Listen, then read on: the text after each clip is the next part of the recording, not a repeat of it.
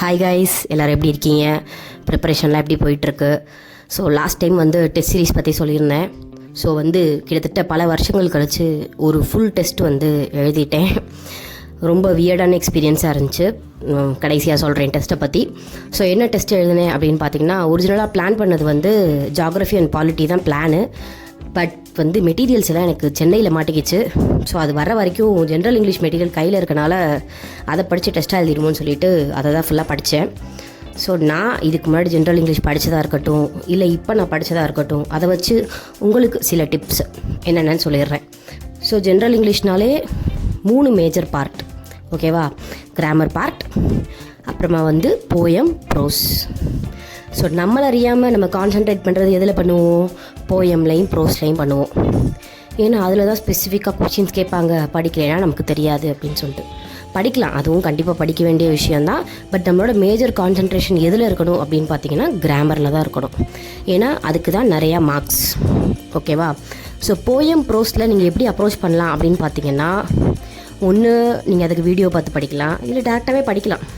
But notes எப்படி உங்களுக்கு இங்கிலீஷ்க்கு நீங்கள் எடுத்து வைக்கணும் அப்படின்னா, ஃபஸ்ட்டு ஃபிகர் ஆஃப் ஸ்பீச் போயமுக்கு முக்கியமான ஒரு விஷயம். ஏன்னா அதுதான் நம்ம மனப்பாடம் பண்ண முடியாது, எல்லாத்தையுமே எப்படி கேட்பாங்க நம்மளால் யூகிக்க முடியாது. So figure of speech literally ஒரு 30 to 35 ஃபிகர் ஆஃப் ஸ்பீச் இருக்குன்னு வச்சுக்கோங்க.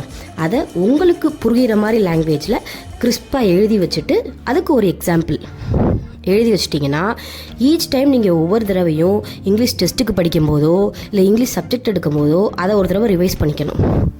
ஸோ எப்படியுமே உங்களுக்கு அது ஃபிக்ஸ் ஆகிடும் மைண்டில், ஓகேவா? அது ஒன்று. இன்னொன்று போயமோட ஆர்த்தர்ஸ் ஃபுல்லாக எழுதி வச்சுக்கோங்க. அந்த ஆர்த்தர்ஸ் எப்போ பிறந்தாங்க, எப்போ இறந்தாங்க, எந்த நேஷ்னாலிட்டி, இது ரொம்ப முக்கியமான டீட்டெயில்ஸ். அதே மாதிரி ப்ரோஸ்க்கும் ஆர்த்தர்ஸ் எழுதி வச்சுக்கோங்க. மீதி எல்லாமே நீங்கள் ரீட் பண்ண உங்கள் மைண்டில் பதிகிறது தான் ஜென்ரல் இங்கிலீஷ்.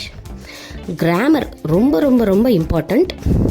பட் அதை எப்படி அப்ரோச் பண்ணுறது அப்படின்னு பார்த்தீங்கன்னா, ப்ராக்டிஸ், ஓகேவா? ஸோ என்ன கிராமர்னு பேசிக்காக ஓரளவுக்கு தெரிஞ்சுட்டு அதுக்கப்புறம் நீங்கள் ப்ராக்டிஸ் பண்ண தான் கிராமர் உங்களுக்கு அத்துப்படியாகும். உங்களோட லாங்குவேஜ் லிட்ரஸியும் ஒன்று இருக்குது. இங்கிலீஷ் நீங்கள் ரொம்ப சரளமாக பேசுகிறீங்கன்னா உங்களை அறியாமல் சிலதெல்லாம் இது கரெக்டாக இருக்குது, தப்பாக இருக்குன்னு சொல்லிட்டு உங்களால் ஃபீல் பண்ண முடியும். ஓகே, ஸோ இவ்வளோ தான் ஜென்ரல் இங்கிலீஷில் மேஜர். ஸோ நான் டெஸ்ட் பிரிண்ட் அவுட் எடுத்து OMRல பண்ணேன். ரீசன் ரியல் டெஸ்ட் மாதிரி இருக்கணும் அப்படின்னு ஃபீல் ஆகுறதுக்காண்டி. உங்களுக்கு எப்படி கம்ஃபர்டபுளாக இருக்கோ அப்படி பண்ணிக்கோங்க. ஸோ 3 மணி நேரம் டெஸ்ட்டுக்கு உட்காந்து எழுதுனதே ரொம்ப பெரிய விஷயமா இருந்துச்சு. ஏன்னா ரொம்ப வருஷம் ஆச்சா இப்படி கண்டினியூஸாக உட்காந்து கான்சென்ட்ரேட் பண்ணி 200 கொஷினை ஷேட் பண்ணி எல்லாம் பண்ணதே ரொம்ப புதுசாக இருந்துச்சு. ஸோ ரொம்ப வருஷம் கழிச்சு படிக்கிறவங்க கெட் ரெடி ஃபார் திஸ். நிறைய டெஸ்ட் அட்டன் பண்ணி பழகுங்க. அப்போ தான் நமக்கு எக்ஸாம் அப்போ ரொம்ப புதுசாக ஃபீல் இருக்காது. ஸோ எவ்வளோ மார்க் வாங்கினேன் அப்படின்னு சொல்லி பார்த்தீங்கன்னா 174. எதிர்பார்த்ததை விட ஜாஸ்தி தான் ஆக்சுவலி. ரீசன் கிராமர் பார்ட் கொஞ்சம் ஈஸியாக இருந்துச்சு, அதனால தான். ஸோ அடுத்த டெஸ்ட்டுமே ஆக்சுவலி இங்கிலீஷ்க்கு தான் நான் படிக்க போகிறேன். ஏன்னா எனக்கு புக்ஸ் வர வரைக்கும் இங்கிலீஷ் தான். ஸோ ரேண்டமாக தான் படிக்கிறேன் நான். பட் எல்லா டெஸ்ட் போர்ஷனையும் அட்டன் பண்ணி கம்ப்ளீட் பண்ணிடணும், அதான் நம்மளோட பிளானு.